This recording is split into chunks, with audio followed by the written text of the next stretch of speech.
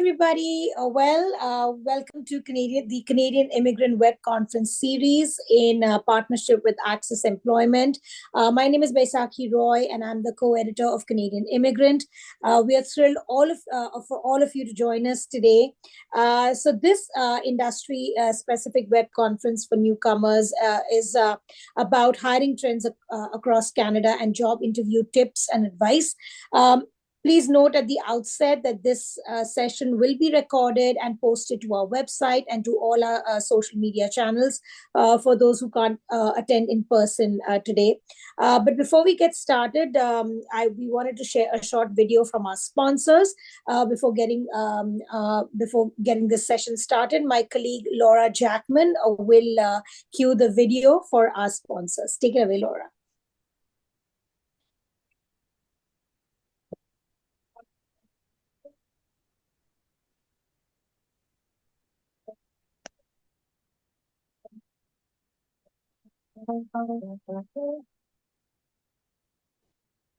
Thank you so much, Laura, and thank you to our sponsors for their support of these web conferences.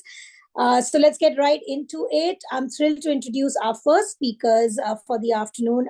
They are from ACCES Employment. We have Jamoya Smith, the Manager of Corporate Engagement for Asylum Seekers and Vice Chair for of the Black Action Coalition for Change, that's BACC.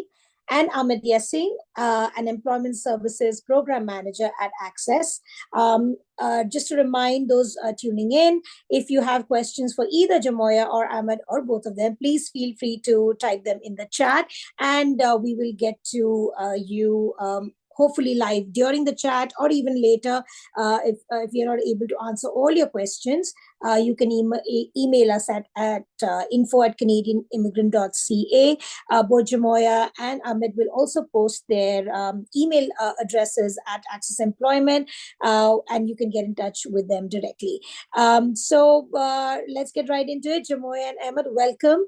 Thank you for joining us today, and floor is all yours. Take it away. Thank you. Yeah, appreciate the warm welcome and good afternoon, everybody. My name once again is Ahmed Yassin, Employment Services Program Manager at ACCES Toronto. Pleasure to be here. Jamoya, if you want to say just hello quickly. Of course. Thank you so much, Ahmed. And thank you, Ms. Baseki, for that amazing introduction. Again, my name is Jamoya Smith, one of the managers of corporate engagement here at ACCES, and very excited to be a part of this presentation today. I'll pass it back to you, Ahmed. Thank you. Thank you. Okay, so we have a presentation today prepared on interview trends, interview prep and hiring trends. So I'm going to be sharing my screen and we'll go over the presentation and hopefully have some fruitful discussion on some of those matters. Okay. So here we are. Let me put my screen up. Okay, so as I said, some discussion around interview preparation and hiring trends within Canada. Very excited to talk about this topic with the group here today. So we'll go through our presentation. Just a little overview on Employment Ontario, a little bit about the work that my program does and the Employment Ontario network overall. So we support unemployed job seekers in the Toronto area. So folks that are out of work, school and training. We provide one-to-one job search counseling, helping clients get towards employment. A lot of different supports we provide in that regard, such as resume updating, interview preparation, connection to employers, placement opportunities. So just a quick snapshot of some of the work we do through our employment services program. And again, if anybody has any questions, feel free to reach me directly on this. Okay. Okay, so just some potential questions we could look to answer through our discussion today. So some key questions: how do you prepare for an interview, skillfully responding to interview questions, and how do you stand out from others during an interview? I'll also discuss within the context of current hiring trends within Canada. Okay, so a few steps when it comes to setting the stage for a great interview. All right, so we have research, prepare, practice, and engage. We'll go over each step in detail, really break it down in terms of what each one means and what you want to achieve at each of these steps to make sure that you do have a successful interview when you're faced up against an employer. Okay, and types of interviews. So we've listed about 5 that are pretty common, especially in today's labor market, starting with the pre-interview. So this tends to be when an employer has received your application and they have a general interest, right, in taking you to the next step in terms of an interview and onboarding. So this often looks in the way of, a phone call, right, or an email inviting you to an interview, right? Hence the name pre-interview, right? So this is, again, a lot of the times employers are reaching out to prospective job seekers, right, to invite them to an interview, learn more about their interests in terms of the role that they've applied for, right? So the very first stage, to getting to the interview process, we tend to call the pre-interview, all right? And then we move along to the in-person stage, right? This is the actual interview. So the one-on-one or group conversation that you do have with the employer, right? This is, of course, in relation to the job that you've applied for. So a really important part of the job searching journey, right? This is really the step where, again, it's really going to determine if you're going to be the successful candidate. And again, as we've highlighted, in person, right? A very common format in today's labor market. As we went through the pandemic, a lot of this shifted to video, which we'll also talk about a little bit later. But nowadays, we're seeing the common trend, right, of in-person interviewing being very common in the labor market. Okay. We also have panel interviews as well, right? So this is usually the applicants up against, 3 to 4, potentially smaller, a little bit bigger, in terms of employers and people that are working for the organization or company that you've applied for, right? So it really provides that group dynamic in terms of having a discussion. The applicant will be able to kind of speak to multiple people that work within the organization, and for the organization to get, different perspectives, right, on the job seeker that has applied. Video interviews are still alive and well. As I said, we went through the pandemic, right? And that had a big impact on the recruitment process. So video interviews still current in this day. A lot of in-person interviews still happening, but video interviewing is very convenient, very efficient for, scheduling, right? And reaching people that are perhaps at a further distance. So we'll talk about that as well. And also unexpected interviews, right? This happens all the time, I would say, in the professional world, very common trend. Unexpected in the sense that maybe it's not scheduled, right? It's more informal, could be, through an event, right? Or some sort of connection that's been arranged, but does tend to happen, right? And oftentimes it's not just unexpected, it's maybe just not known of, right? That was, an interview. So a few different types of interviews as we've lined up here. We'll go into each one to highlight and elaborate a little bit further, but just an agenda for what's going to be covered through interviews. Okay. So as we mentioned, the pre-interview, right? A pre-interview by phone, chat, or questionnaire will do the following, right? So it's assessing for communication skills, right? This is over telephone, determining writing skills when done via chat, insight about your character, work ethic, and interests, learning about your goals and knowledge, and streamlining towards the in-person interview. Okay. So as I mentioned, this is really the invitation to the interview, which is kind of the next step, especially the in-person component. And this is a good opportunity for the employer to assess, right? If you are even a candidate that's of interest to bring forward into an interview, right? So they're assessing your communication skills, right? The way you respond over the phone or through text, right? And writing to the invitation, right? It's a good opportunity for the employer to get that first impression, right? Insight about your character, work ethic, and interests, as we mentioned, right? Sometimes during the pre-interview, right, the call out to the job seeker, the employer may ask a few general questions, right, just to really begin building the rapport with the job seeker, right? So they may ask questions about your background, right, in terms of your professional experience, right, your work ethic, your interests, current status in terms of employment, right? So just really the starting blocks for building the rapport with the job seeker may be assessed at this point. Learning your goals and knowledge, right? So as I was mentioning, again, just starting to build that rapport. It may come with questions such as your goals in terms of your employment, your knowledge as well on the sector or the role you're applying for, right? But ultimately, it's looking to streamline towards the in-person interview, right? So this is the call out, right? Welcoming to the person to an interview and really setting the stage, right? So perhaps discussing a location, right? A time, a date, things that will lead to the next step for that discussion.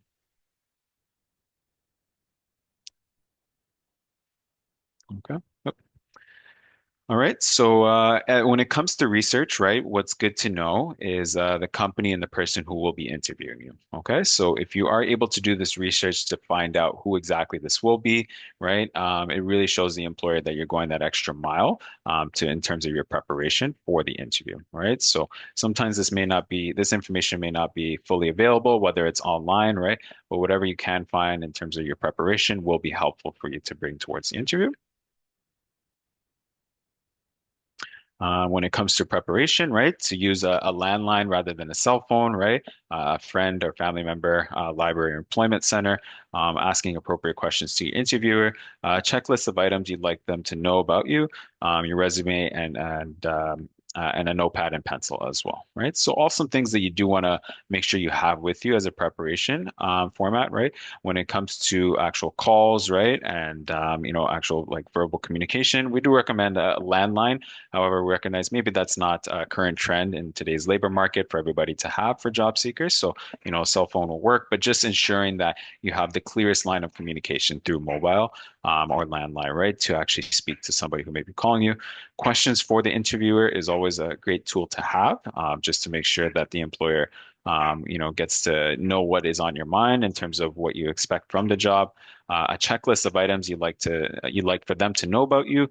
So this is really important to make sure the employer knows you professionally and personally, right? So if you come with a checklist and you're aware of what you'd want them to know, you're sure to be able to make sure that does happen, right? Your resume, a notepad and pencil, always very important to have as well, right? Your resume, yes, it might have been sent in the application stage, but it's also good for a person to review during the time of the interview, and a notepad and pencil to take any relevant notes or based on the discussion you do have during the interview, all things that you should be bringing with you. Okay. When it comes to practice, this is a common theme throughout all the interview stage, but speaking on the phone at a relaxed pace and clearly enunciating, very important to make sure you're speaking very clearly, right? You're not rushing over your words. You're not, mixing up your words and such, right? So just very important to make sure you do practice as much as you can, whether it involves, using a family member, a friend, or honestly speaking to the mirror sometimes could be very helpful. Really important to practice as much as you can what a potential pre-interview call could look like. And engaging. So not being afraid to reschedule if you're not in a good mental or physical space. All right. So this is a really important step that job seekers should be aware of, right? I think something very current and relevant to today's labor market. Perhaps if an interview date and time is arranged, but that may not work for you, whether your mental or physical state or you have a pre-arrangement, it's okay to ask for a rescheduling, right? Make sure you do it professionally, with courtesy and respect, right, to the employer's time, because they may not have that time available. And if you are looking to work with them, you do need to sort of flex to their schedule, right? So it's never a bad idea if you do need to reschedule to ask politely. We definitely encourage it to job seekers. Okay. Now, when it comes to the in-person interview, all right, so as I said, very common nowadays, right, especially since we're beyond the pandemic. Here's what we've mentioned. An in-person interview will help the employer identify candidates. If candidates can apply knowledge competently, are they a good fit with the organizational culture? And if they have the interpersonal skills to communicate and work effectively with teams and clients, okay? So all things that could be very well assessed in an in-person format, right? I think some of these things can still be assessed in a video or virtual format, but like I always say, there's no way of communicating and working together like there is in person, right? And I think we've learned that through the pandemic and the current labor market that we face now, right? So really good to assess some of the things, as we mentioned, organizational culture, right? The interpersonal skills that are needed to effectively work with people around you, whether they're team members, clients, management as well, right? These kind of skills are definitely going to be assessed when you are meeting with an employer in person. Okay. So when it comes to research, and we'll start to see some common themes at the research stage and even others, but we mentioned the company and the person who will be interviewing you, as we mentioned, but also the dress code. Of course, now we're going to actually be in front of a person, right? Or perhaps a group. So you want to make sure you're dressing professionally, whether that's business casual, business professional, right? Do some research in terms of the organization, the day-to-day culture, right? What the dress code simply is. If you do need to ask it in the pre-interview stage, that's never a problem as well. But just making sure you come dressed appropriately, right? Not overdressed or underdressed, really important. Preparation. All right. So we mentioned a few things that you can bring with you. Samples or a portfolio if relevant. Copies of your resume is a must, I would say, and a business card if applicable. If you do have one, whether it's tied to your current employment, right, or just a general one, definitely important to bring with you. As we mentioned, appropriate attire, questions to ask the employer, as we've mentioned earlier. Making sure you travel with plenty of time in the event of delays that are outside of your control, considering traffic, subway and transit delays, if that is your route of method, your route of travel. Planning up a backup route in the event of transit or road trouble, as I mentioned, and always being sure to arrive at your destination roughly 10 minutes early. I like to go with 15 personally, right? It's always good to make sure you get to your place early rather than on time, right? In terms of the labor market today, employers and hiring managers really like to see that promptness, right? Rather than planning out your schedule to arrive just at the time of the interview. Okay, so making sure you arrive early is really helpful to making sure you even get to the interview spot on time and ready to go. Okay, when it comes to practice, similar themes as well. So making sure you're vocalizing your answers to common questions, communicating with confidence in your body language and nonverbal communication, and using Spark Hire to practice, record, and review mock interviews. Spark Hire is a platform that we use in our organization to help job seekers actually practice their interview skills. So job seekers will have the chance to record themselves responding to preset questions. So when they record themselves, they can actually watch back and see what the response looks like. So a very great tool that we use with our job seekers through our programming. But other methods, as we mentioned here, are very common, very relevant to today's labor market, and definitely very important, right? To make sure you're vocalizing your answers and your responses very clearly, enunciating your words correctly, and communicating with confidence, right? When it comes to your body language, right, and nonverbal communication, which makes up a big part of how you come off and the impression you give to an employer. So sitting upright, making eye contact, and just showing general confidence, right? And if it is a panel interview, making sure you're directing your attention and words towards the people in the room.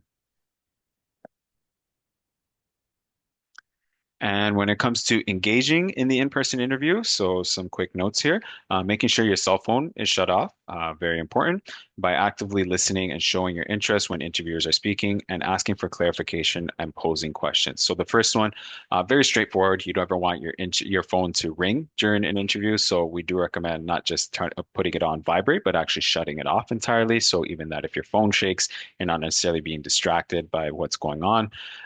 Active listening to the people that are speaking, right? Especially in panel interviews, which we'll talk about later. Really important to show the interest and engagement towards the person that is speaking and respecting what they are saying. And feeling free to ask for clarification when necessary. So whether it is asking for a question to be repeated, asking for an extension in terms of just a little bit more elaboration on the question, right? Or even asking, if necessary, for you to return to the question a little bit later, is something that was common in today's labor market. Okay. Now, a panel interview we've referenced a few times, but to go into it a little further, some companies use a panel interview because they want the following: a diverse panel to avoid unconscious bias in hiring, practices and human rights violations, reducing the risk of hiring the wrong person for the job, and all departments or people who will be interacting with the new hire have their needs considered. So some very key important points when it comes to having a panel interview. Again, this is a group of people in the organization interviewing, typically one or two job seekers. And these points are very important, right? Especially when it comes to the unconscious bias, right? And human rights violations, things that we'll discuss later on. as well. But when you have multiple people as part of an organization, it gives varied perspective, right? In terms of whether this person is the right job, avoiding those biases, as we've mentioned, right? And just making sure that everybody who is going to be interacting with the person in the role will have their needs considered, right? In terms of if that person is right for the role that the company is hiring for. Okay. So when it comes to research, now that we are up against, multiple people, right, it's helpful to do any research you can on anybody who will be present in the room, understanding their role within the company as well. And we mentioned a few times the dress code. That's always going to be important. Okay. So very helpful to know who exactly, again, will be with you, right? Whether they are somebody you report to, somebody you work with a little bit more closely, right? Somebody perhaps that's maybe reporting to you, right? So understanding the rules of the people you'll be speaking to always going to help you in terms of giving you an advantage to speaking professionally. Preparation, very similar as well. So work samples, portfolio, copies of your resumes, business cards, appropriate attire, and questions to ask. This is also consistent as well. I would say a lot of the feedback we've already provided, I would really only echo at this point. Vocalizing your answers to common questions and communicating confidence in your body language and nonverbal communication. The important points here is that now you're facing multiple people rather than just one. So when it comes to your body language and your nonverbal communication, making sure you're making eye contact with everyone in the room, right? Directing your attention and your interest towards the person that is speaking on the other side of the table. Really important. Always important to vocalize your responses and your thoughts very clearly. That's never going to change, but just making sure that you are fully engaged and fully aware of who exactly is in the room and directing your attention there. And as we mentioned, directing and engaging with each panelist, treat the interview like a conversation and listening to different viewpoints. So you may be hearing comments, contributions from multiple people rather than just a one-on-one. So just being sure that you're prepared to actually respond, right, to the different viewpoints that are coming from other individuals.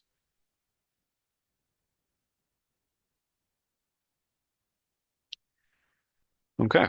And when it comes to a video interview, still a very common format in today's labor market. However, a lot of employers, when the opportunity is possible, would shift towards an in-person format, but definitely not to discredit or undermine the video interview. So, video interview is used to interview candidates from a broader geographic area more efficiently, assess communication skills, get insight beyond your resume, and learn about a candidate's goals and knowledge to streamline the interview in-person process and determine a candidate's age, ethnicity, gender without having to ask illegal questions. Okay, so some very important points about the video interview. We have to consider now that this is, in a virtual setting, right? It's not necessarily happening in person. We're really only seeing a portion of the person as well, right? As opposed to the full individual. So some things we've mentioned, as we said, interviewing people from a broader geographic area. I would say that's probably the biggest highlight of the video interview. It's very easy to arrange in terms of reaching anybody wherever they are, right? Especially if it's not quite feasible to actually attend in person. Very common, especially for remote roles. Where companies are hiring and meeting with people across different parts of the country or world. Assessing communication skills, that still continues to be a highlight, especially in the video interview. Even though your nonverbal may not be shown in full because you're not fully present, you are still communicating using your words and your eye contact right through the video format. Getting insight beyond your resume, that's still something that's present through the video interview. Your resume, I often say, is what your experience is on paper, but during an interview, whether it's video in person, gets to show you that much more in terms of the way you elaborate what is on paper to the employer. So it's always helpful for the employer to get more insight. Learning about the candidate's goals and knowledge that continues to be present in the video interview. Streamlining for the in-person interview. Sometimes there are pre-interviews that happen in a video format. So it may be a very quick meeting through a Zoom call, a Teams meeting, you name it, and that could lead to an in-person interview, right? Just from the initial assessment done through video format, it may actually invite you and open up the opportunity to meet in person. And then lastly, as we mentioned, the candidate's age, ethnicity, gender, without having to ask a legal question, something we'll look at a little bit later. But these are obviously kind of shown through through the video format, right? You will have the opportunity to see somebody through camera. You won't see them in full, but you will see them enough to kind of answer some of the questions that are mentioned here.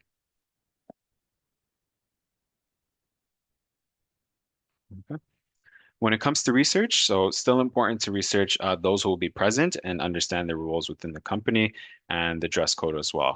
Now, dress code is an interesting one, especially because you're not going to be fully present in terms of the employer, the people you're speaking to, seeing your full attire.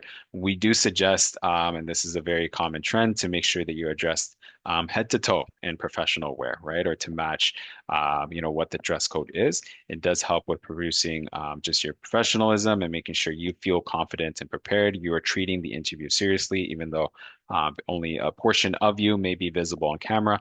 So we still suggest it's very common in today's labor market to make sure that you're dressed fully head to toe in the wear that you would wear to an in-person interview. All right.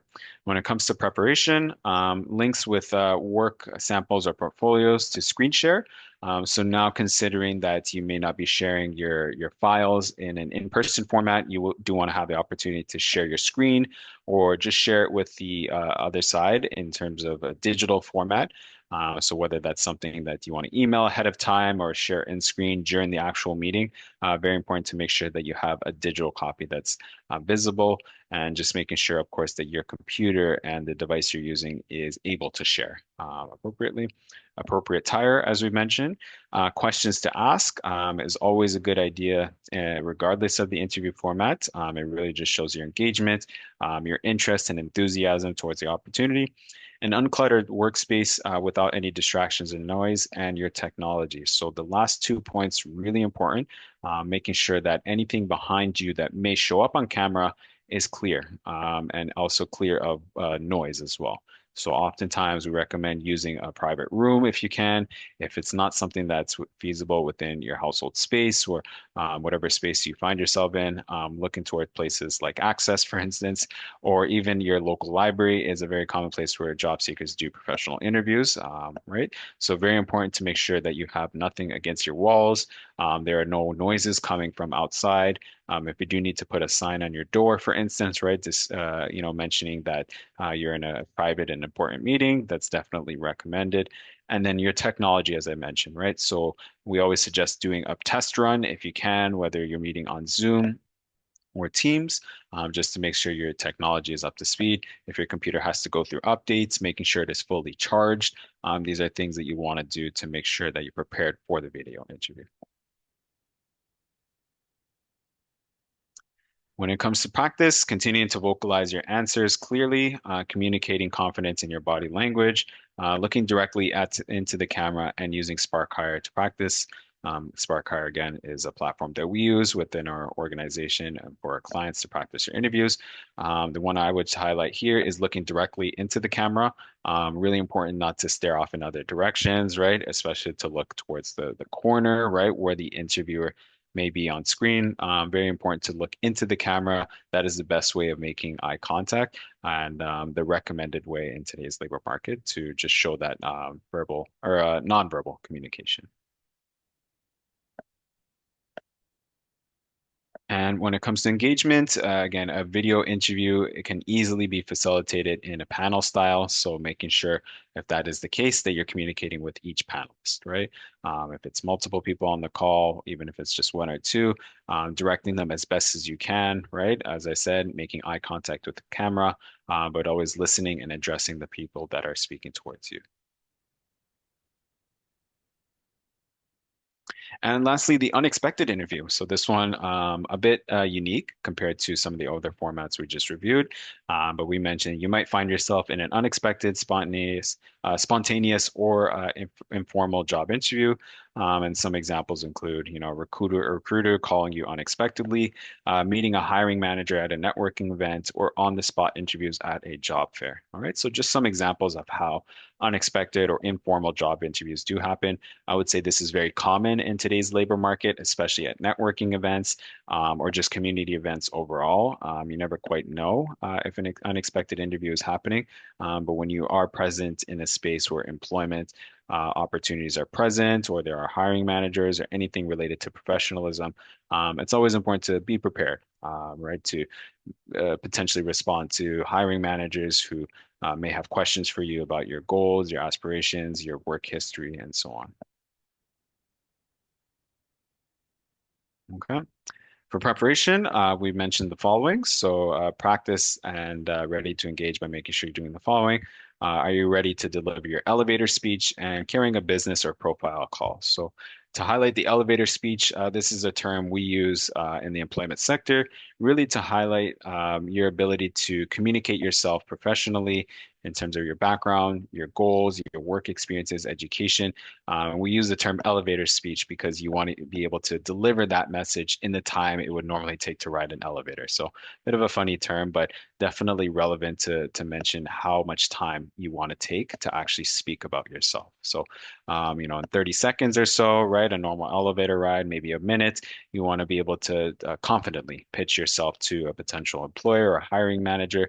Often things you're mentioning, as I said, your work history, your aspirations, your goals, and your education as well, your skill sets, any certifications you may have. These are things you would definitely want to include in your elevator speech, but also making sure it comes off genuine, authentic, and personable too.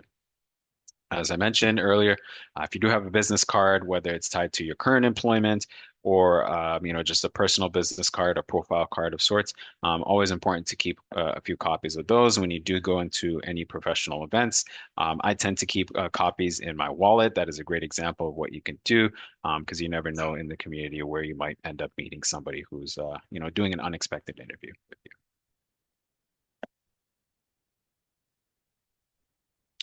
Okay, so just to shift gears a bit here, we wanted to talk about interview questions, but specifically, how do you respond skillfully to interview questions? So just to go a little further into that. All right. So just some points we've mentioned. One of the most common interview questions in today's labor market and has been for quite some time is the tell me about yourself question. As we mentioned, it's often the first question asked, right? It's used to set people at ease. It reveals if you're prepared, tells the interviewer if you're a good fit, and it provides an opportunity to create a great first impression. So this question can be answered in so many ways. As we mentioned, it tends to be the first question. It really opens up the floor, right, to build that connection, that rapport for the employer to get an impression of who you are. And here are some tips that we've mentioned in terms of how you can skillfully respond. So leading with your strongest selling points, keeping your answer professional, and keeping it concise. Very important. Okay. So your strongest selling points, I would say some of the things you want to mention, your recent work history, any education or certifications you have that are recent and relevant to the role, your aspirations, your goals, what makes you interested in the company and the role that you're applying for. These are all things that, would stand out as strong selling points, right? It really shows, what your interest is in terms of why you want to be working with that company. Keeping your answer professional, really important to do this. You want to avoid mentioning anything, recreational, right, or personal about yourself. You're focusing on the job that you're applying for, the interviewer that you're meeting, right? So just keeping your answer specifically to your professional matters. Anything about your personal life you can put on the backside. And keeping it concise as well. A lot of times people do tend to spend this question going really on, right? In terms of talking about themselves, their history, sometimes going a little unprofessional, as I mentioned. So keeping it concise. Not too long ago, I just mentioned our elevator speech. So let's say consider your elevator speech expanded a little further, right? 30 seconds to a minute for an elevator speech, but this question, you may want to spend, 2 to 3 minutes just sort of responding with some of the points I mentioned earlier. Okay. Verification questions. So this is more of a category of questions rather than a specific one. So questions to verify factual information. They connect you and your resume to the position, and they're typically close-ended and yes or no questions. All right. So some tips we have, do focus on the specifics, avoid giving a generic answer, give examples of how the past will help you in this job, and don't focus on any skills or experience you may lack. Okay, so all tips that relevant to today's labor market. Verification questions will come up in so many different ways. As we mentioned, it's kind of a category, right? But focus on the specifics, right? In terms of your history, what the question is being asked of, right? Avoid giving a generic answer, right? The more detail you can provide, the more clarity you can provide if you're explaining a situation you've been in, or how you would deal with a potential situation. Very important to give any detail and just avoid being generic in your response. As I mentioned, examples of the past and how specifically they'll help you in this job. So really important to highlight that second part, right? Not just highlighting what you've done in the past, but how that experience and the skills you got will actually help you in the job that you're applying for. So that is really important. Employers would always want to see, especially in today's labor market, that you can do the job that they've set out. And you, as a job seeker, want to be able to highlight the skills and experiences that you've had that make you confident to do the job that they're asking for. And we also mentioned to avoid focusing on any skills or experience you may lack. This may be the case, right? If you are a job seeker, that you may not, have the confidence, the knowledge, competency, experience, right, in a certain area or expertise that an employer may list. Avoid focusing and in terms of mentioning how inexperienced you are, right? You always want to sell yourself as confident and experienced to the best of your degree. We do say you don't want to extend any truths, right, or any knowledge that you do have, meaning you don't want to fabricate things, for lack of a better word, right? But focus on the skills and experiences that you do have, right? What you don't have is where you can grow, where you can get further experience in the job, right? So when you're discussing during an interview, focus on what you do have rather than what you don't have. Okay. And just to go a little further into it, so we mentioned some methods that you could use to actually respond to interview questions. So we have the STAR method, really great way to just respond to many different questions. So STAR, STAR, just going through it. S to describe the situation, T to describe the task, the action you took as A, and then explaining the results. So following this format, we recommend to all job seekers really does a good job at responding to almost any question that an employer may throw at you, right? So especially when they are situational, we're looking at the first part, describing the situation that you found yourself in, right? Describe the task that you were, handed, right? That you had to take on to get through the situation, the action that you took. So what exactly you did do in that moment, and then the results that came of it, right? So as long as you follow this method, we find that it's a very competent way to respond to interview questions in today's labor market.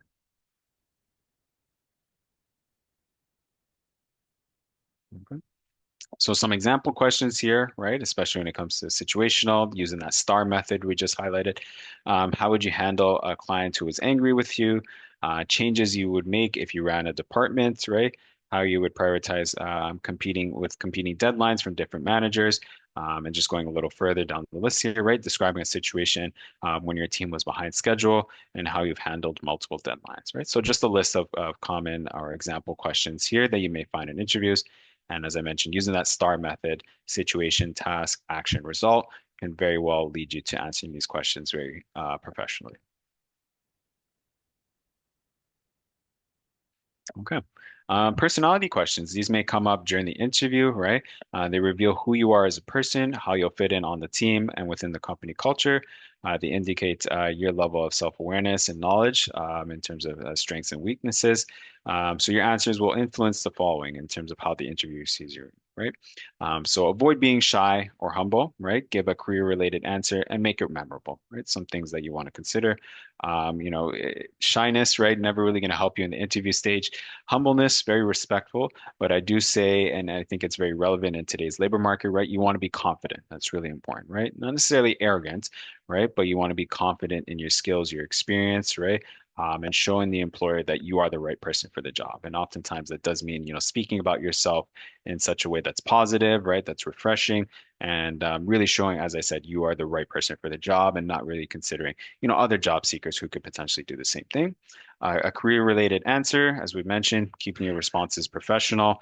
That's never going to change at any point in the interview process, and making it memorable, right? So the more you rehearse, the more you practices, the more practice you do, right? In terms of reflecting on your experiences, your knowledge, right? You're more likely you are to come up as making your responses memorable, right? Leaving an impression with an employer.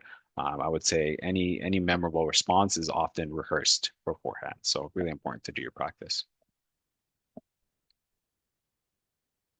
Okay, so some personality related questions just to go over a few. How do you handle stress and pressure? Are you easy to talk to? Describe your work ethic a little lower.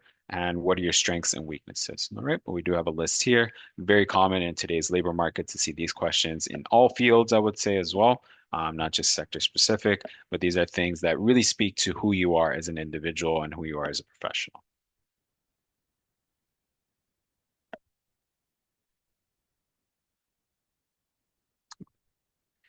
Okay, when it comes to the company or organization, right? So illustrating your commitment to the sector and to getting the job. Successful answers rely on preparation, knowledge, and research. And here is how you can learn more about the company you're looking to work with, right? So websites, relevant news sources, publication, discussion groups, webinars, seminars, and conference presentations. So all things that you can gather independently, right, through your own research, your own initiative and diligence. Very important to gather as much information as you can before you go through the door and actually meet with a group or a person interviewing you. The more prepared you are, the better off you are going to be. Okay. And questions when it comes to, organization, company, industry sector, right? That could very well come up, right? And you want to make sure you are prepared based on your presentation or your preparation to respond. So how you foresee the future of the industry, what you like best and least about the industry, how the industry has changed since you started, especially if you've had a prolonged career, what you know about their company, and how you keep yourself up to date in this industry, right? So all things that could potentially come up, I would say these are questions that are very commonly asked in all fields of employment in Canada's labor market, and things that really tell more about yourself as a professional. And sometimes there are outside the box questions, right? Sometimes questions that are a little bit off the script, if you will, right? Maybe talk a little bit more about who you are as a person, not necessarily related to the role, right? But they do have some purpose, right? And let's break it down a little further. Use as an icebreaker or to see what kind of creator or critical thinking skills you have, and taking a moment to gather your thoughts. And try to link your response to a quality response that would benefit the workplace. All right. So sometimes these questions may surprise you. They may throw you, for a loop, right? And just really kind of set you back a bit, but they often are asked, with a certain intention behind it. And here are some examples, right? What's the most important thing people don't understand about you? What's the last book or movie that you read or saw? And are you lucky, right? These are just some common ones. I've heard plenty just being in the employment sector, working with many job seekers and employers, about how questions like these come up, right? And what kind of discussions they lead to.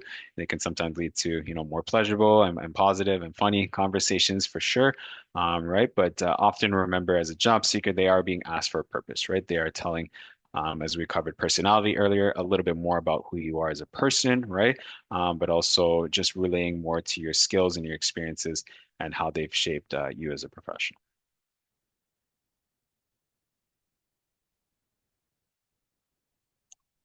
Okay.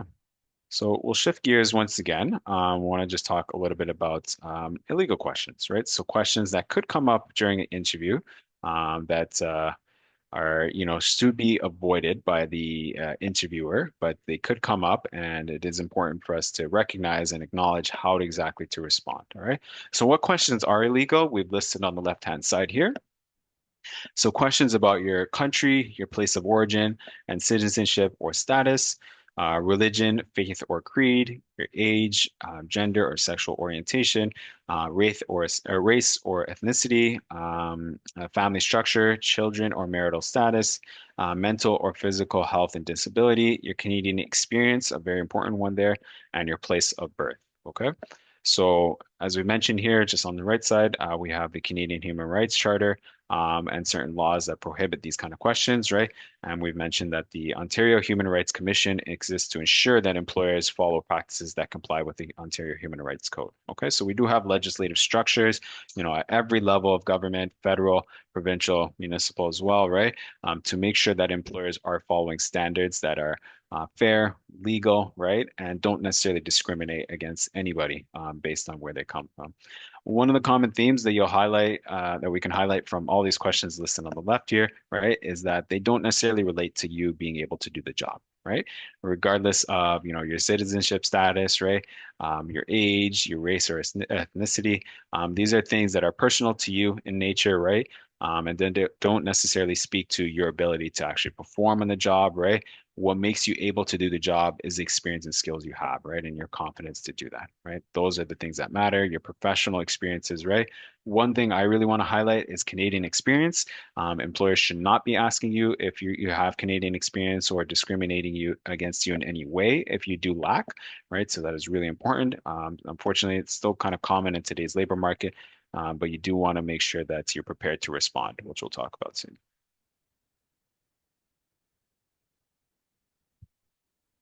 Okay.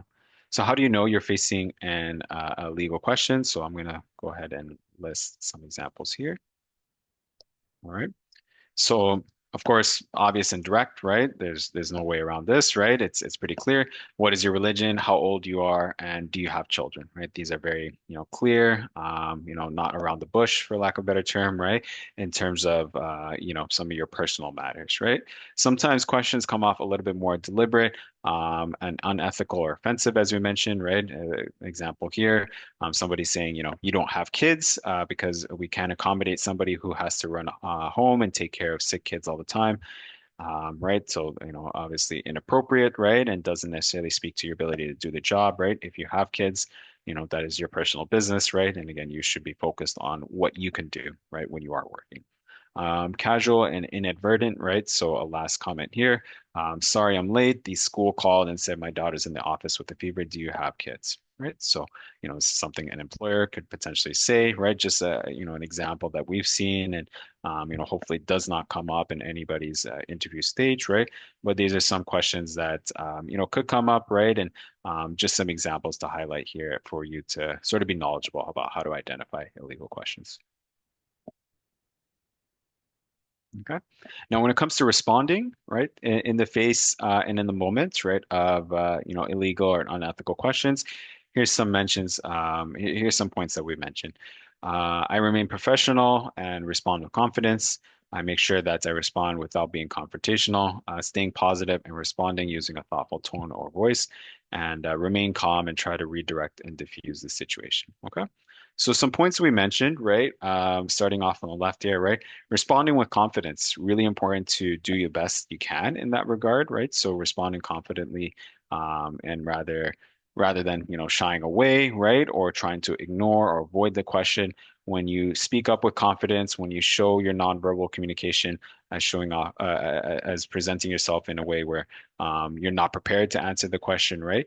Then it will sort of make the employer a little less or a little more timid, right? To kind of continue on with some of those unethical gestures, right? So just making sure you remain professional, right? Not necessarily, showing an agitated or aggressive attitude in response, but responding with confidence, right? That you're not prepared to answer that question and perhaps want to move on from a conversation like that. As I mentioned, not being confrontational, right? So some of these questions may come up, right? Obviously we have, as I mentioned, legislative matters to prevent this, but behind a closed door, right? Sometimes questions could come up and you don't want to be confrontational, right? That will start, an argument and escalate things. As I said, you want to respond with confidence, right? So, it starts with your body language, right? But when it comes to what you're saying, it could be as simple as, trying to redirect the conversation, right, back to the job posting, the interview questions that are being asked before, right? Respond using a thoughtful tone or voice, as I mentioned, right? You can respond by saying, I don't think this is appropriate, right? I'm really focused on the job that I'd like to apply for, right? And I'm really interested in talking further about the role that we have on hand here, right? Just shows confidence, professionalism. You're not necessarily being confrontational by trying to escalate the matter there, right? And lastly, as we mentioned, redirecting, right? So as I said, trying to bring the conversation back to some of the matters that were discussed previously, and really just back to the job and the reason you're there as a job seeker.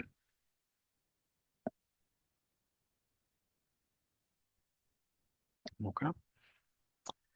So some more things about unconscious bias. Moving left to right here, I've been out of the workforce for a few years. People assume that your skills aren't current. The person in the middle here, because I'm young, hiring managers sometimes assume I won't stay long. Being an older candidate, people think I can't learn new skills. And being a newcomer, some companies assume education doesn't meet Canadian standards. All right, so these are some unconscious bias that we really want to avoid.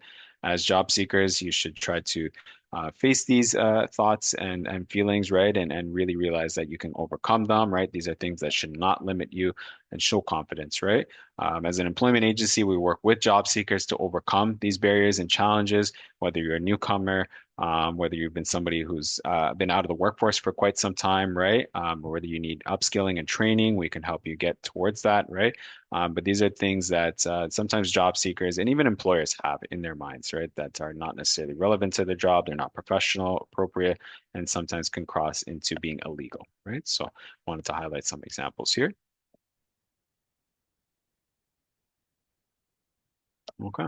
And we've mentioned a few times questions that you do want to ask an interviewer, right? It's always important to have a set of questions that you want to show to an employer. Make sure you have discussion with them based on what your personal interests and goals are. All right. So asking the wrong set of questions can definitely have an impact on the success of your interview. All right. Good questions at the wrong time can also leave a bad impression. There's a time and place for everything. All right. Here are some examples of things you should ask and maybe avoid asking, right? So don't ask when you can start taking time off. Instead, you can mention, how would you describe the company's culture, right? So instead of asking, when you can take time off, vacation, right? That's showing a lack of engagement, commitment to the role that you're applying for, to the company you want to work with, right? You can ask, as a follow-up, right, how you would describe the company's culture, right? Getting an understanding of, their work schedule, right? Time off during the year. It could really lead to further discussion about just how the company operates on a day-to-day basis.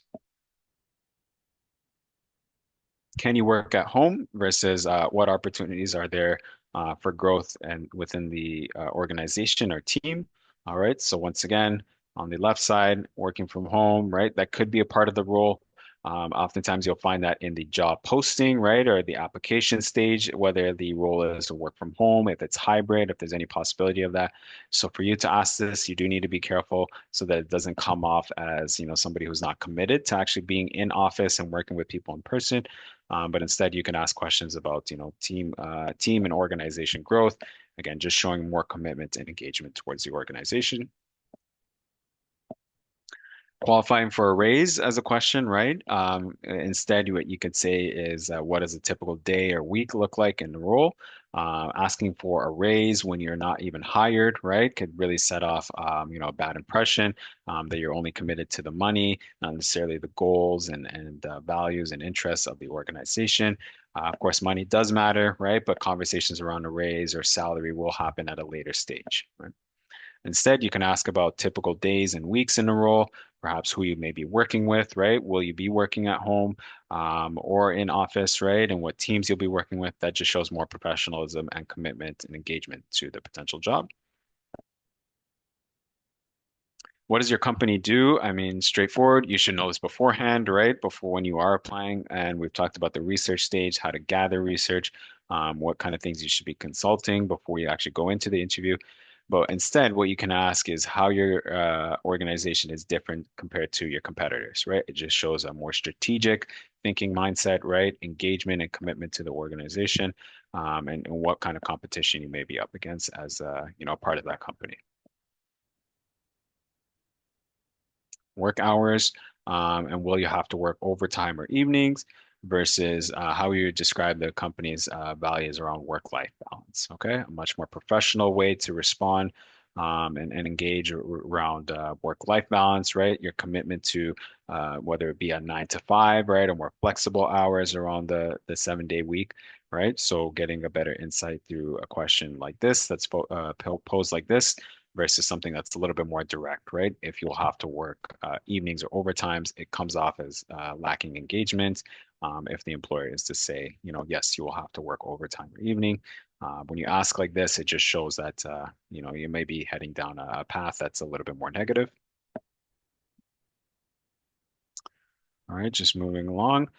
When you will be making your hiring decision versus instead, can you tell me about the next steps in your hiring process before your company is able to complete an employment offer? So this is a question I think is relevant to any job posting, any opportunity that you're applying for, regardless of sector. You always want to know what next steps are. Very good question to leave off with. Instead of asking as direct on the left-hand side here, you can ask for a little bit more details in terms of overall next steps.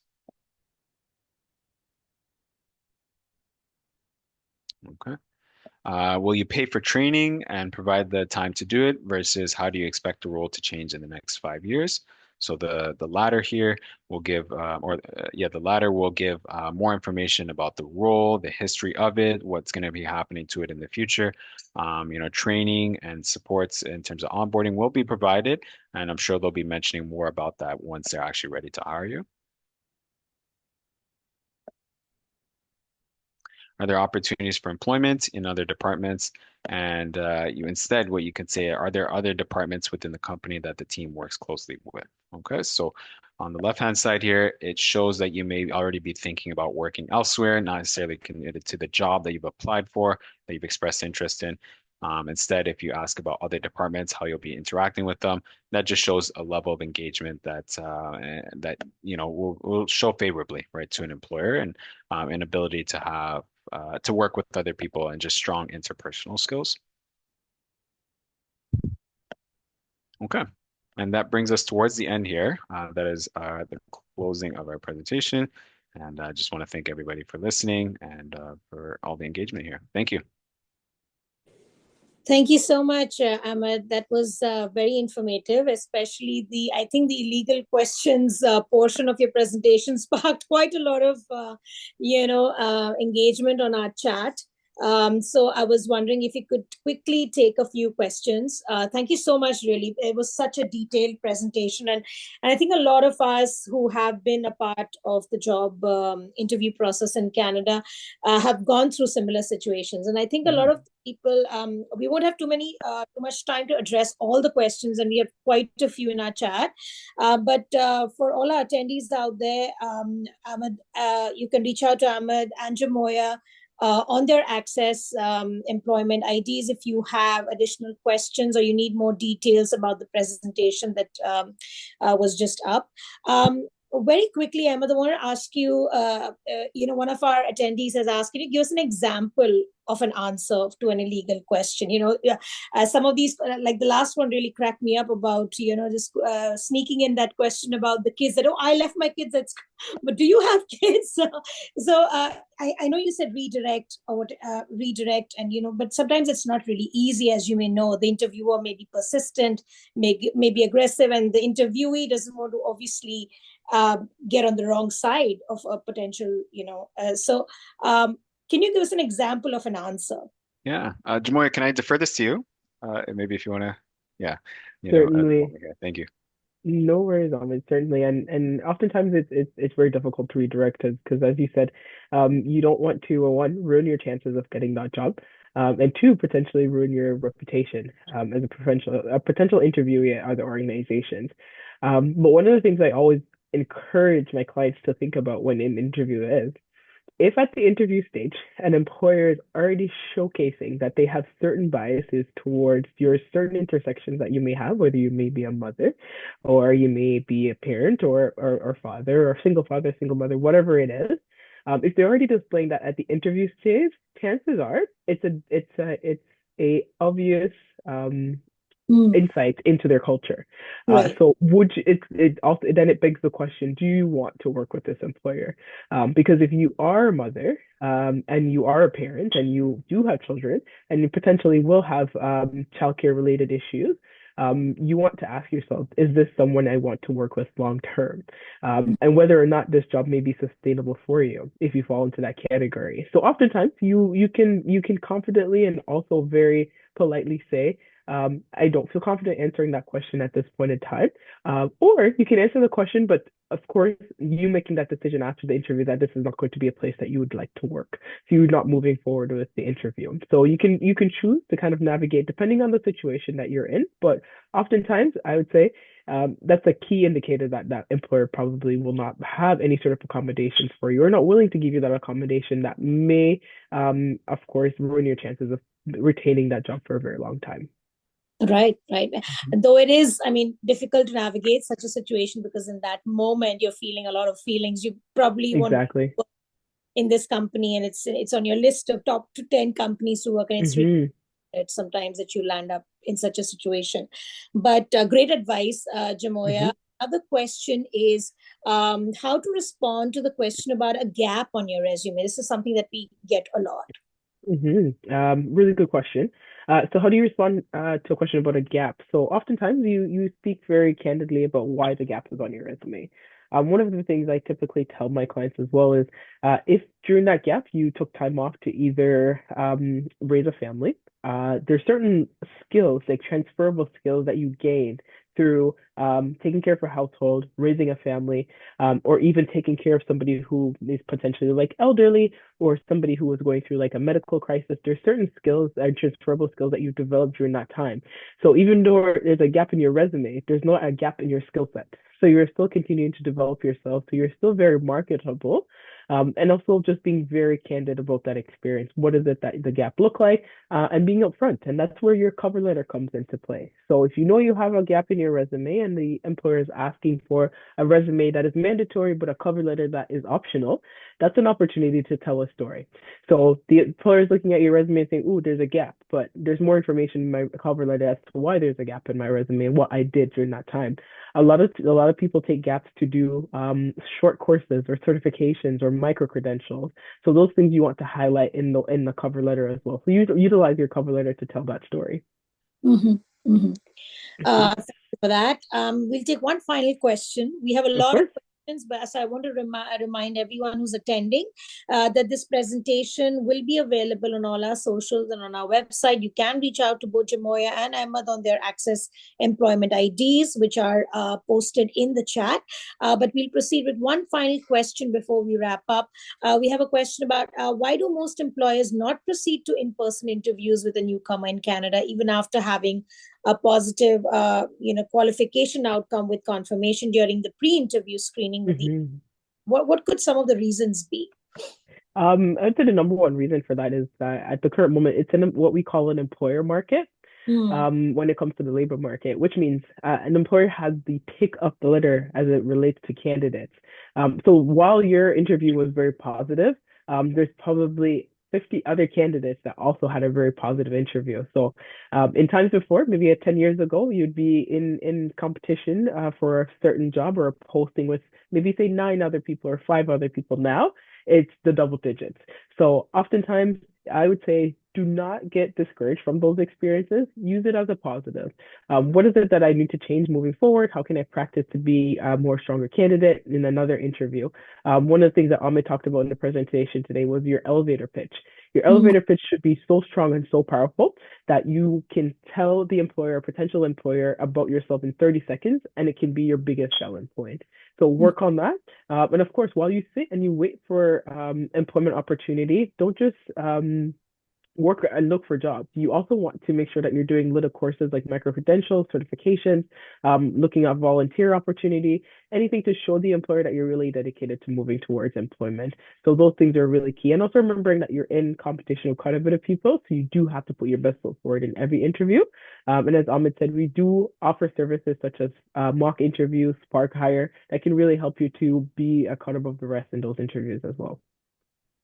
Well, I'm afraid that's all the time we have, but such great information, Jamoya, Emma. Thank you so much for that very informative and detailed presentation, of course, and for answering as many questions with so much nuance and so much detail.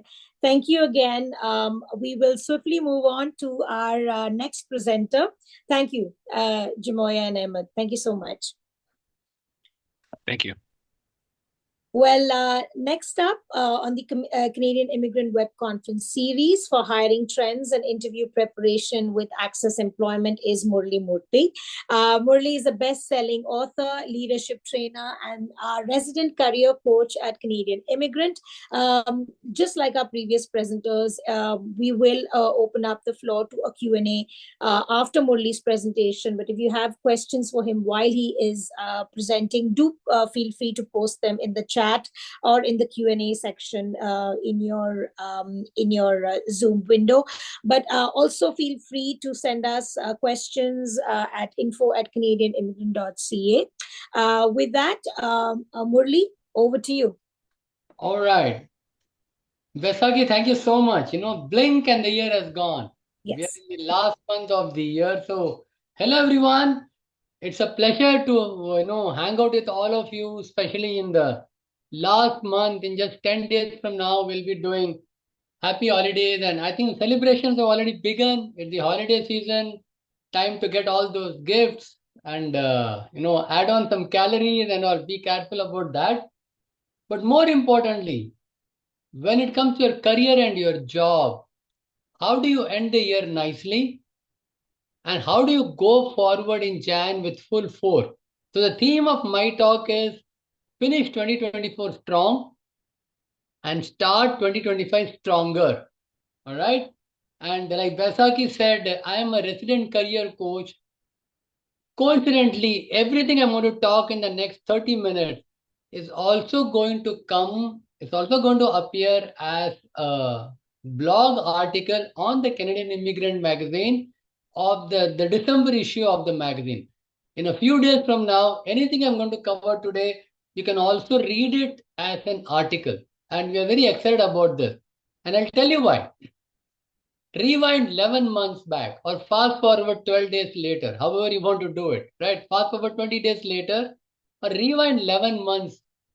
When you rewind 11 months, on December 31, 2023, you know how it ended? At 11:59, you said what? 10, 9, 8, 7, 6, 5, 4, 3, 2, 1.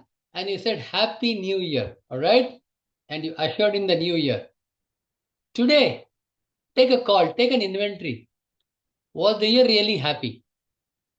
Man, we wish Happy New Year, but in Canada, you're again clearing the snow on the first of the month. So, Happy New Year. Was the year really happy when it comes to your career? Was there something new? Like the speakers before me, Jamoya and Emma spoke about. Did you learn any new skill? Did you get a new job? In your job, did you get promoted? Did you get a pay raise? Did you buy a home? Did you buy a car? Whatever. If you promised yourself Happy New Year, it better be happy, it better be new, it better be a great year, isn't it? I don't think anyone wishes same old year. Baisakhi, same old year. No. We say Happy New Year. And so, as the year comes to a close, when it comes to your job and career prospect, do an inventory. Reflect on the goals that you set, big or small. Reflect on them. Do an inventory. And that's how you can do a measure of what you accomplish, what is lacking, and how you can set goals and a clear path to go into the next year. All right. So watch out for patterns, right? If you're not getting a job after many interviews, what could be the pattern? And like Jamoya said before me, maybe you need to upskill. In fact, the holiday season may be holiday season for the corporations, not for you. Use it to upskill. Learn new skills. All right.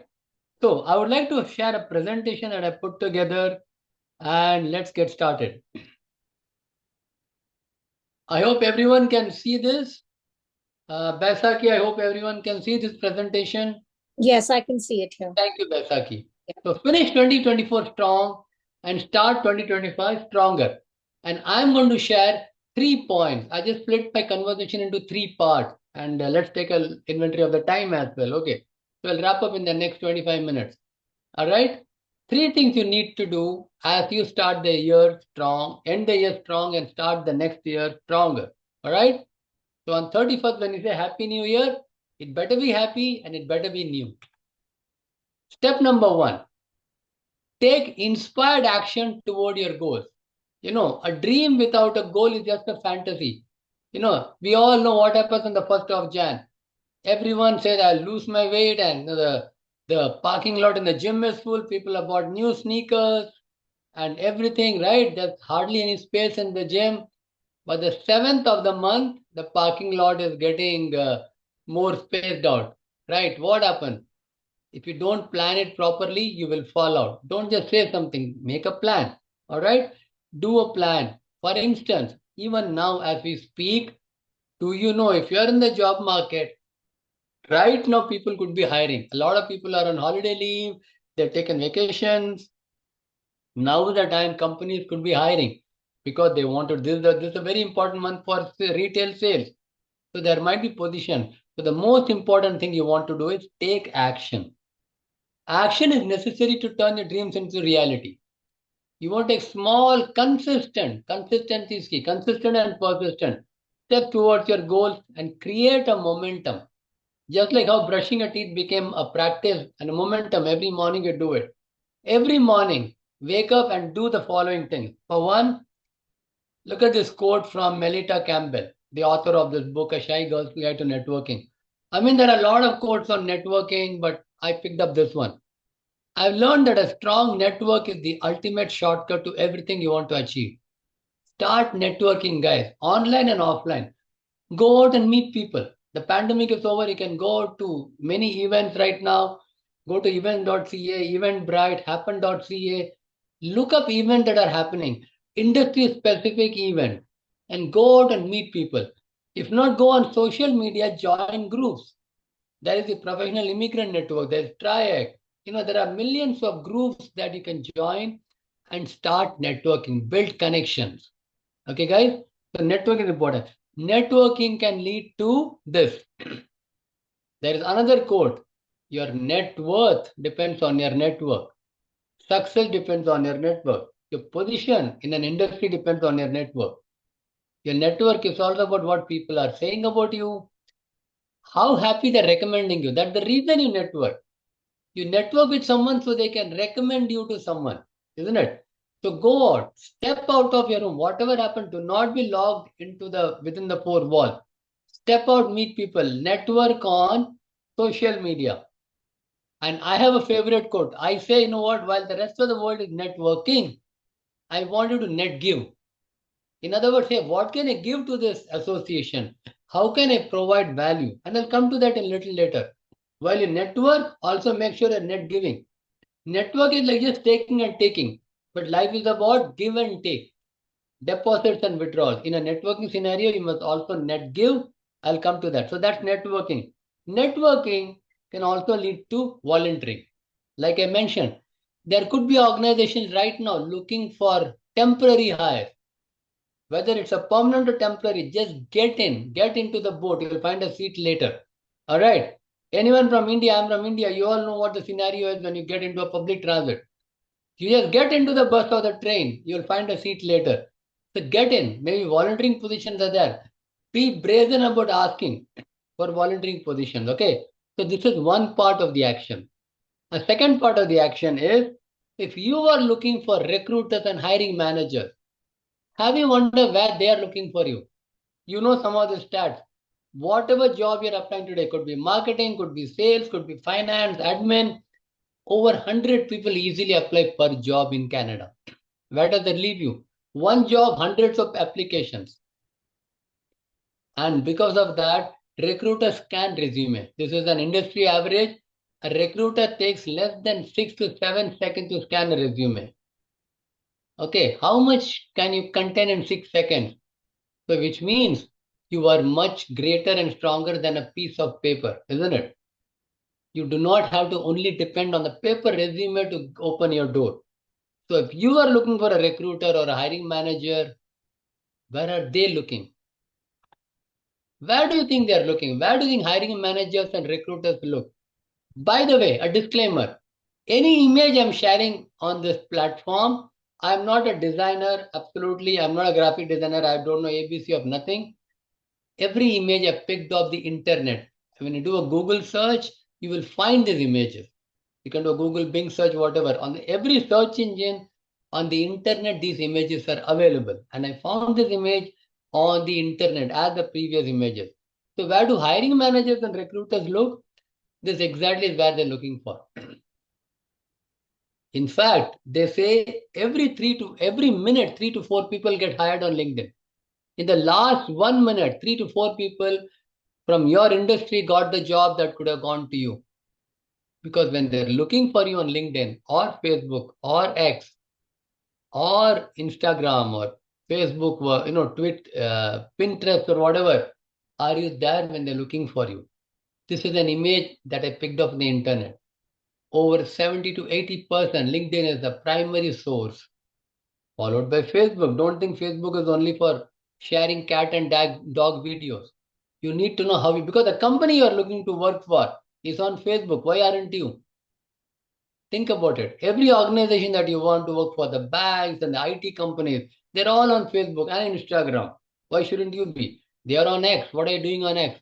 You can write a blog, you can do a podcast, you can do videos, right? This is where you need to understand the power of social media. Here is another image. Thousands and thousands of people found jobs through social media. Guys, are you kidding me? This is real. The CEO of Oracle got hired. You all know Gangnam Style was found on YouTube. Justin Bieber was found on social media. Why not you? Right? Elections have been won. The Arab uprising happened because of social media. See where it led to today. All because of a tweet. Right? Down south, the president-elect, he started his own social media platform, but he got elected because of social media. So take it seriously, guys. Build your brand on social media.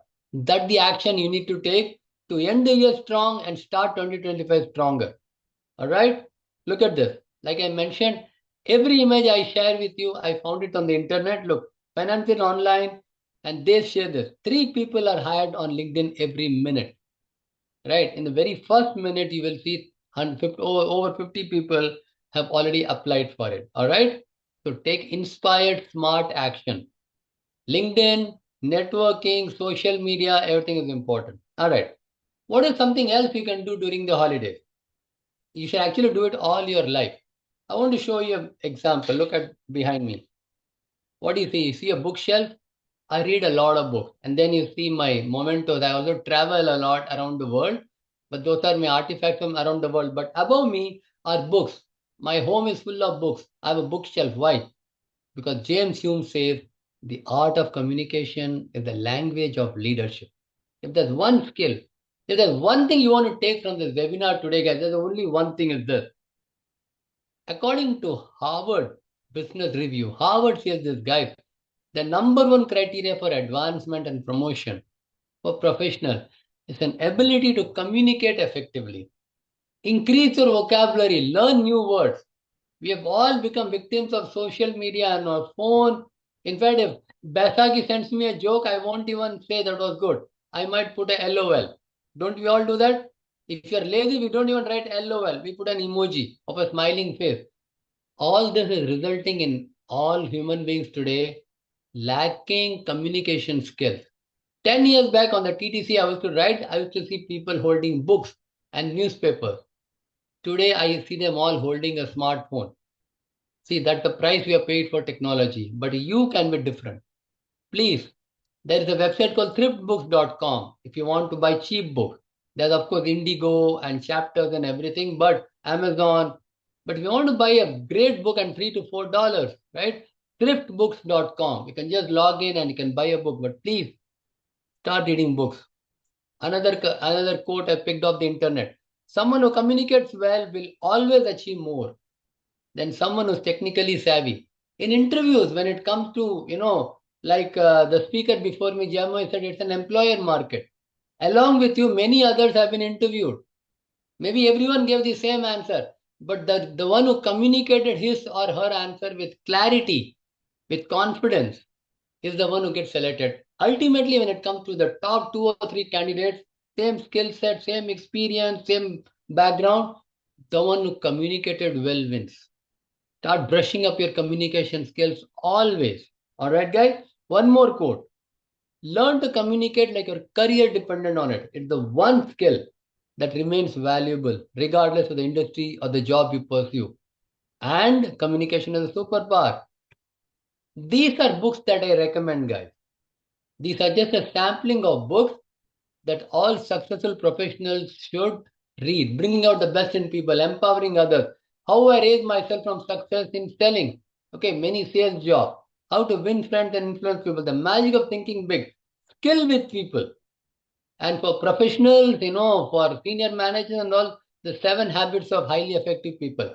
There are hundreds of books. This is just a random sample of books that I put together. And like I showed you above me, I buy a book a month. Every month, I make sure I buy one book. As I'm talking to you, this is the book I'm reading right now. I just picked it off the shelf here. Got it, guys? So, what is it? As we think, so we become. Which is so true. As a man thinketh, so is he. So, read books, volunteer, social media, LinkedIn, and go out and network. Make the year strong. Make every minute count in the next 20 days. Point number 2. As the network, remember I spoke about net give. Look to add value everywhere. Be a problem solver. Always frame problems as opportunities. Let me repeat. Frame problem as opportunity. The pandemic happened. People are all shut in their home. The creator of Zoom saw the problem as an opportunity. Today is a multi-millionaire. And we are all talking on Zoom, isn't it? While all of us were cribbing out the pandemic, he saw an opportunity. When you're approaching a position, an IT position at Rogers, a finance position at RBC, something. Hey, organization, you might have a problem. I can solve it. Use your skill set. All right, guys? An image I picked off the internet. People don't care who you are. No one cares who you are, guys. You may be a student, you may be a new immigrant, you got 2 kids at home. No one cares. Let's be frank. They only care if you can solve the problem quickly. In fact, I went on the internet, guys, and when I found that recruiters only, so if you search average time a recruiter spends per resume, you will find 6 to 7 seconds. That prompted me, it's like peeling an onion. You find one more layer, right? That prompted me to ask one more question to the internet. Hey, wait a minute. If recruiters are only spending 6 to 7 seconds, what the heck do they look for? How can you find out who you are and whether you're a good fit for my company in 6 seconds? Apparently, they do have a technique and there is an answer on the internet. Here is another image I found on the internet. Attributes employers seek on a candidate's resume. In the first 6 seconds, they need to see traces of leadership, not the word leadership, traces of leadership. Okay, in fact, we've written many articles. You can look up our, column on Canadian Immigrant where you've spoken about how do you convey leadership on your resume. Communication skills and teamwork and work ethic and everything. But look at point number 2. That intrigued me. Problem solving skills. Please do not enter the job market and say, I want a job. Don't be looking for a job. On your resume, on your LinkedIn, on your cover letter, on your email signature, even if you are texting someone, convey to the hiring manager, to the organization, to the recruiter, if I'm hired, this is how I can solve this problem. That's why you write a blog. That's why you do a podcast. Make yourself valuable. Show that you can add value to an organization, to a job. Don't just come here, okay, Canada, I've immigrated, here is my degree, here is my years of experience, where is my job? Doesn't work that way. As you sow, so shall you reap. You got to put the seed first. The first seed you put is of value. Hey, I am valuable, this is how I can add value. And then they will call you, okay? I just put this image together. The one on the left is you. Hey, I want a job, Canada. But that's what Canada is telling you. Show me how you can add value. Can you solve a current problem? And in the confluence of that is your job. I hope this makes sense. I want a job. Show you can add value. And here is the job. Okay, guys? There's a website on career, with a career portal called the muse.com. You can go check it out. I just grabbed a screenshot of their page. The muse.com says, what will set you apart and allow you to get any job you want is your ability to prove that you create value. Find a problem that exists. With AI creeping into every industry, every organization, find a problem, how that's going to threaten job, and see, I have a solution for that. Look at your skill set, because that's what you'll do if you're hired, right? If you're a data analyst, if you're a financial coordinator, whatever, if you're added to an organization, you'll solve the problem. But do the job before you get the job. Add that to your portfolio, on your LinkedIn, on your social media, right? And you're telling the world, look at the people I help. Look at the problems I'm already solving. Look at the value I create, boom, and you're hired. So be a problem solver. Point number 1, take action every day. Point number 2, be a problem solver. This is what happens, guys. As you're doing this, you will be called to an interview. All right, guys? And they will ask you these questions. Tell me about yourself. They'll ask you behavioral questions. How do you deal with difficult people? Tell me about a mistake you make. What do you say? Tell me about yourself.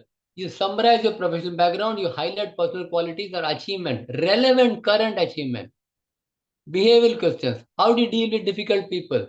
Remember, interview preparation is also part of the talk today. These questions allow you to answer them properly. Your confidence comes from competence.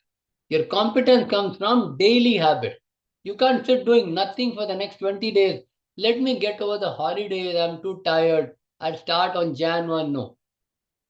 That is the reason people fail when they join the gym on Jan 1.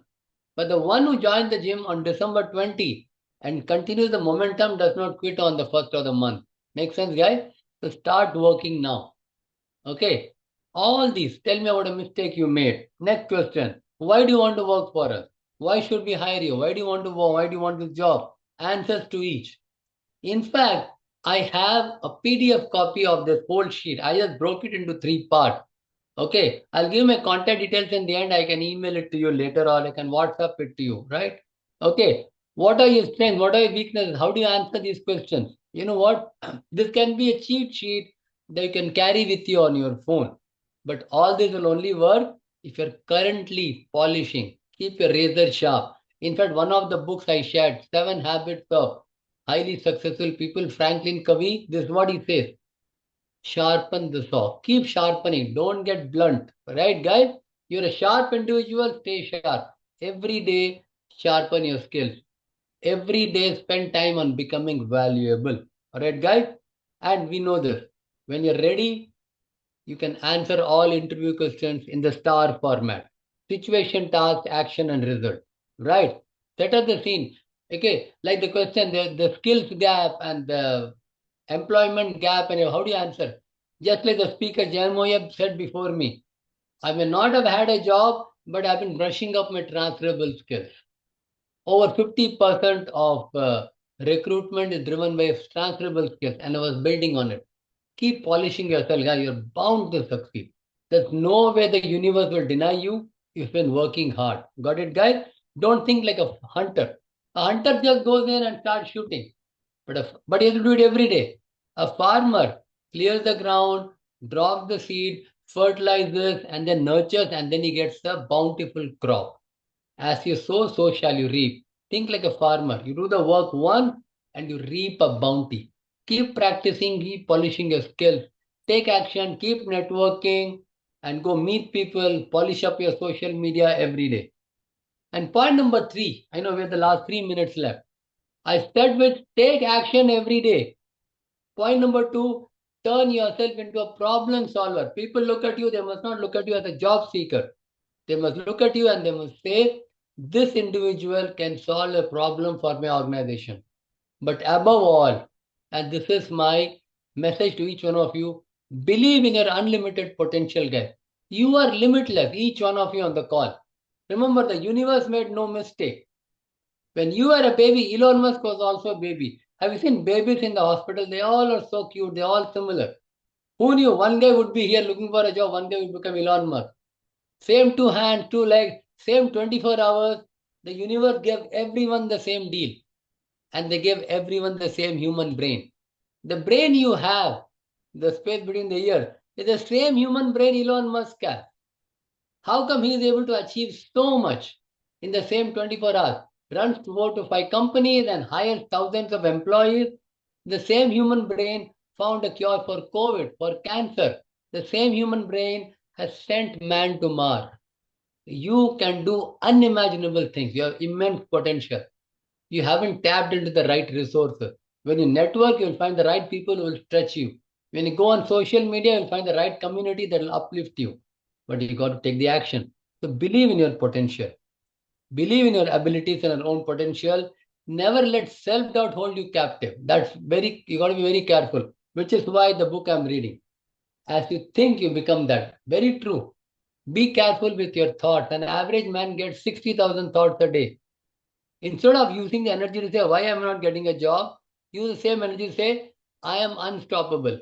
I'm working on myself and I am getting a job in January 2025.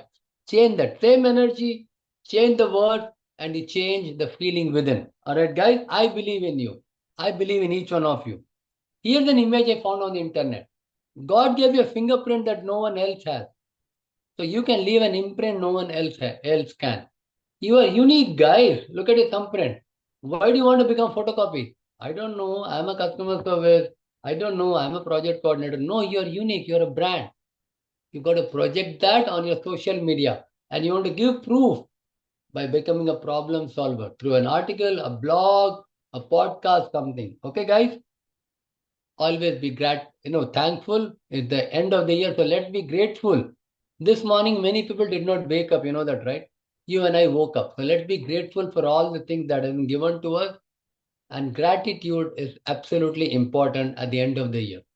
So many things to be grateful for in the last 1 year. So many things to be grateful in the coming year. Okay, guys? You can be anything you want to be. Overcome obstacles. Embrace your path. Work hard. Every day take action. Rome wasn't built in a day, but it was built every day. Every day do a little. And create a life full of purpose and joy, guys. I want to sum up. Take action every day. Go on social media. Go networking. Volunteer. Practice your interview skills. Be a problem solver. And if you want, I'm going to give you my contact detail. I can send you this presentation or the information, the interview hot tips. I can send it to you. I can also send you any of the books you want as PDF. Any resource you want to make yourself unstoppable is with you, right? It's in your control. You don't have to be great to start, but you have to start to be great. What a beautiful quote by Zig Ziglar. Start today and you'll be great later. All right, guys? Be unstoppable. We are exactly at 2:30. I'm done. Over to the amazing Baisakhi Roy. Murli, thank you so much. And what a way to end, one of our many web conferences this year. We've had such a great lineup of speakers. You have one more coming up next week, updates of details of which we will post online. But thank you, Murli, again for inspiring us, for really lighting the fire and, getting us to go in the new year. Thank you so much again for joining us today. Thank you. Thank you so much. Wonderful. All right, Baisakhi, Happy New Year, and we'll catch up in the next year. All right? Thank you. Everyone, start 2025 stronger. Bye-bye. Thank you. And thank you so much to everyone today for attending our web conference series. Thank you to our partner, ACCES Employment, to our speakers, Jamoya, Ahmed, and Murli, for joining us today, sharing their skills, expertise, words of wisdom, so much encouragement, so much positive reinforcement. Thank you so much. I think we all need that at the end of the old year. And, looking forward to the new year with much positivity. If you missed anything in this presentation, this web conference will be posted on our website for you to rewatch. It will be up on our YouTube channels and other social media platforms. And if you have any questions for any of our speakers, you have all their contact details. If not, please send us an email to info@canadianimmigrant.ca. So until next time for the next web conference, thank you all. Have a wonderful day ahead. Bye-bye.